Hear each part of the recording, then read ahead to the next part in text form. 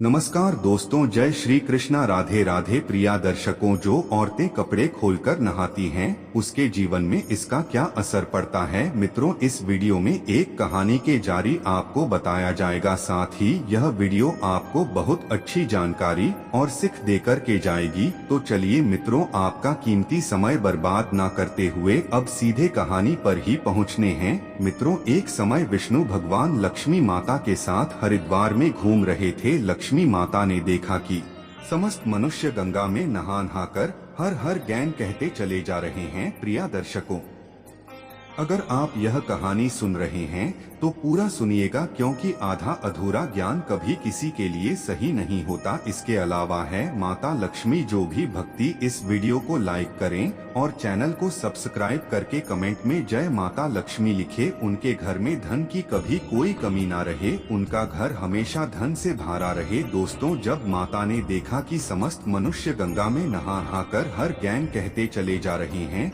परंतु सभी दुखी और परेशान हैं, तब लक्ष्मी माता ने बहुत आश्चर्य से भगवान विष्णु से पूछा, गंगा में इतनी बार स्नान करने पर भी इनके पाप और दुखों का नष्ट क्यों नहीं हुआ? क्या गंगा में अब सत्यता नहीं रही? भगवान विष्णु ने कहा, गंगा में तो वही समर्थ है, परंतु इन लोगों ने पाप नाशिनी गंगा में स्नान ही नहीं किया है, फिर इन्हें लाभ कैसे हो? लक्ष्मी जी ने आश्चर्य से कहा कि स्नान कैसे नहीं किया, सभी तो नहा कर जा रहे हैं, अभी तक इनके शरीर भी नहीं सूख हैं। भगवान विष्णु ने कहा, यह लोग तो केवल जल में डुबकी लगाकर ए रहे हैं, तुम्हें कल इसका रहस्य समझाऊंगा। दूसरे दिन बहुत जोर की बरसात होने लगी, गलियां कीचड़ से भर गई। एक चौड़े रास्ते में एक गहरा गड्ढा था, चारों ओर कीचड़ भर रहा था और भगवान विष्णु ने लीला से वृद्ध रूप धारण कर लिया और विवश की तरह गड्ढा में जाकर ऐसे पर जैसे कोई मनुष्य चला चला गड्ढे में गिर पड़ा हो और निकालने की चेष्टा करने पर भी ना निकाल का रहा हो। लक्ष्मी जी को उन्होंने यह समझाकर गड्ढे के पास बैठा दिया कि देखो, तुम लोगों को सुना सुना कर यूँ पुकारती रहो कि मेरे वृद्ध पति अकस्मात गड्ढे में गिर पड़े हैं, कोई पुण्य आत्मा इन्हें निकालकर इनके प्राण बचाएं और हम असहाय की सहायता करें। और भगवान विष्णु ने यह भी समझा दिया कि जब कोई गड्ढे में से मुझे निकालना को तैयार हो तब इतना और का देना कि मेरे पति सर्वथा निष्पाप है, इन्हें वही छुए जो खुद भी निष्पाप हो। यदि आप निष्पाप है तो इनके हाथ लगाइए, नहीं तो हाथ लगाते ही आप भस्म हो जाएंगे। लक्ष्मी जी तथास्तु का कर गड्ढे के किनारे बैठ गई और आने जान वालों को सुना सुना कर भगवान विष्णु जी की सिखाई हुई बात कहने लगी। गंगा में नहाकर लोगों के दाल ए रहे हैं और सुंदर युवती को यूं बैठी देखकर क्यों के माँ में पाप और क्यों को कुछ धर्म का भाई हुआ, कई कानून से डेर और कुछ लोगों तो लक्ष्मी जी को यह भी सुना दिया कि करने दे बुद्ध को, क्यों उसके लिए रोती है। और कुछ दयालु चरित्रवान पुरुष थे, उन्होंने उसे युवती के पति को निकालना चाहा, परंतु लक्ष्मी जी के वचन सुनकर वे भी रुक गए। उन्होंने सोचा कि हम गंगा में नहाकर आए हैं तो क्या हुआ, पापी तो है ही, कहानी सहायता करते समय हम भस्म ना हो जाएं। इस स्त्री के कथन के अनुसार हम खुद भस्म ना हो जाएं। किसी का साहस नहीं हुआ, सैकड़ों आए, सैकड़ों ने पूछा और चले गए। संध्या हो चली, तब भगवान विष्णु ने माता लक्ष्मी से कहा, देखा आया कोई सच्चे हृदय से गंगा में नहाने वाला। तब थोड़ी देर बाद एक जवान हाथ में लोटा लिए हर हर गैंग करता हुआ निकाला। लक्ष्मी जी ने उसे भी वही बात कही। युवक का हृदय करुणा से भर आया, उसने भगवान विष्णु को निकालना की तैयारी की। लक्ष्मी जी ने रोककर कहा कि भाई, यदि तुम सर्वथा निष्पाप नहीं होंगे तो मेरे पति को छूते ही जल जाओगे। उसने इस समय बिना किसी संकोच के दृढ़ निश्चय के साथ लक्ष्मी जी से कहा कि माता, मेरे निष्पाप होने में तुझे संदेह क्यों होता है? देखते नहीं मैं अभी गंगा नहा कर आया हूँ, भला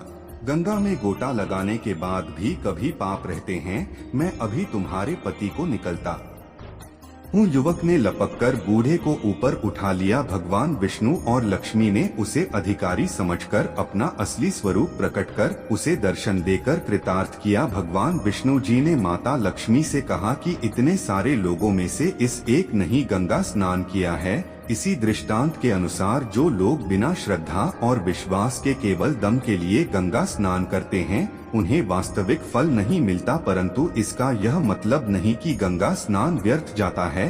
गंगा स्नान का बहुत पुण्य भी है। इसके बाद भगवान विष्णु जी ने माता लक्ष्मी जी से कहा, अब मैं आपको वो 12 बातें बताता हूँ जो भी मनुष्य इन 12 बातें को नहाते समय ध्यान में रखना है वह कभी भी दुखी नहीं रहता है। उसके घर में लक्ष्मी का वास होता है, उसके घर में अपार धन आता है, घर में कभी भी लड़ाई झगड़ा नहीं होते हैं, उसका पूरा परिवार हंसी खुशी जीवन व्यतीत करता है। तब माता लक्ष्मी ने कहा है, भगवान आप हमें यह 12 बातें बताइए। इसके बाद भगवान विष्णु उन बातों को बताना शुरू कर देते हैं और माता लक्ष्मी बहुत ध्यान से सुनने लगती है। दोस्तों, ये 12 बातें आप लोग भी बिल्कुल ध्यान से सुना। इसके बाद भगवान विष्णु कहते हैं, प्रिया यह 12 बातें बताने के बाद मैं आपको एक बात और बताऊंगा। जो औरतें कपड़े खोलकर स्नान करती हैं उनके लिए यह बात बहुत ही महत्वपूर्ण है, तो है लक्ष्मियाँ। इस बात को बहुत ही ध्यान से सुना। तभी विष्णु जी अपनी वाणी को शुरू कर और बताने लगता है। दोस्तों, विष्णु जी कहते हैं, स्नान करने से शरीर निरोगी राहत है और माँ प्रसन्न राहत है। नहाने से चेहरे की क्रांति और शारीरिक आकर्षण में भी बढ़ोतरी होती है। अगर इस नित्य कर्म के दौरान कुछ बातें का ध्यान रखा जाए तो आध्यात्मिक से भी ज्यादा लाभ पाया जा सकता है। नहाने के क्रम में इन बातों का ख्याल जरूर रखा जाना चाहिए। नंबर 1, स्नान करने के बाद शुद्ध होकर पूजा पाठ आदि सारे काम करने के योग्य बनते हैं, इसलिए सुबह को ही स्नान कर लेना चाहिए। नंबर 2, शास्त्रों में कहा गया है कि स्नान करने से इन 10 गुना की प्रताप होती है, रूप, तेज बाल, पवित्रता, आयु, आरोग्य, निर्लोकता, तब और मेधा। नंबर 3, धन, पुष्टि, भी आरोग्य और स्वास्थ्य। चने वालों को हर मौसम में और हर दिन स्नान करना चाहिए। नंबर 4, शास्त्रों में कहा गया है कि सुबह स्नान करने से पाप का नष्ट होता है और पुण्य मिलता है। ऐसा कहा गया है कि सुबह नहाने वालों के पास नकारात्मक शक्तियां नहीं भटकती, इसीलिए सुबह स्नान करना ही उचित है। नंबर 5, बीमारी के हालात में सर के नीचे से ही स्नान करना चाहिए। गले कपड़े से शरीर को पंच लेना एक तरह का स्नान ही कहा गया है। नंबर 6, सुबह की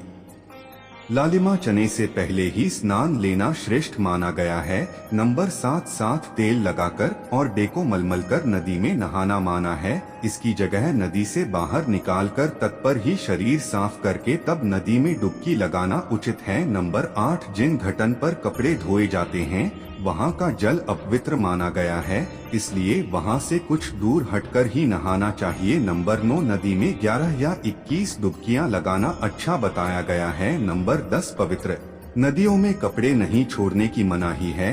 नदी में किसी तरह की गंदगी नहीं बहानी चाहिए। नंबर 11, नल की तुलना में झरने का पानी झरने से ज्यादा नदी का पानी, नदी के पानी से किसी तीर्थ का जल, तीर्थ के जल से गंगा जल अधिक श्रेष्ठ माना गया है। नंबर 12, गंगा माता का कथन है, स्नान करते वक्त कोई चाहे जहाँ भी मेरा स्मरण करेगा मैं वहाँ के जल में ए जाऊंगी। इसके बाद भगवान जी ने कहा, अब मैं आपको औरतें के बारे में बताता हूँ जो औरतें कपड़े खोलकर स्नान करती हैं। हिंदू धर्म शास्त्रों में हर एक चीज के लिए कुछ नियम बनाए गए हैं। इन नियमों में से एक है स्नान को लेकर की गई बातें। ऐसा माना जाता है कि आम व्यक्ति को शास्त्रों के नियमों का पालन जरूर करना चाहिए, जिससे उनके घर की सुख समृद्धि बनी रहती है और खुशहाली आई है, साथ में अपार धन बरसाता है, माता लक्ष्मी प्रसन्न होती है।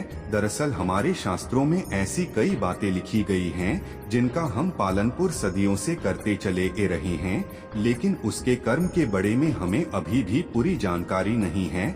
ऐसे ही नियमों में से एक है निर्वस्त्र स्नान करना। आपने अक्सर घर के बड़ों को ऐसा कहते सुना होगा कि कभी भी स्नान बिना कपड़ों के यानी निर्वस्त्र नहीं करना चाहिए। अगर हम पौराणिक कथाओं की बात करें तो निर्वस्त्र स्नान की मनाही का एक सबसे बड़ा कारण कृष्णा जी के समय से जुड़ा है।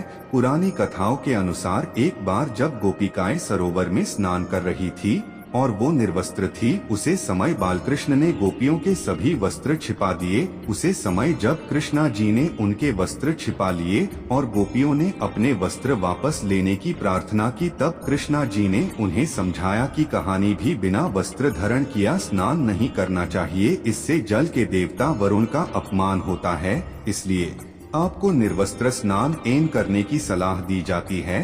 अगर आप नहाते समय या सोचते हैं कि बैंड कमरे में कोई आपको नहीं देख रहा है, तो ऐसा गलत है, क्योंकि ईश्वर आपको हर स्थान पर देखते हैं। और यदि आप निर्वस्त्र होकर स्नान कर रहे हैं तो यह मुख्य रूप से जल के देवता वरुण का अपमान करने जैसा होता है। निर्वस्त्र स्नान से आपको पाप हो सकता है और आर्थिक एवं शारीरिक नुकसान पहुंच सकते हैं। यदि आप निर्वस्त्र स्नान करते हैं तो आपके शरीर में नकारात्मक ऊर्जा प्रवेश करती है और आपकी मानसिकता भी नकारात्मक हो सकती है। इसीलिए हमेशा आपको यही सलाह दी जाती है कि आप नहाते समय कोई एक कपड़ा जरूर धारण करें। प्रिय मित्रों, वीडियो को अंत तक देखने के लिए धन्यवाद। जय श्री राम।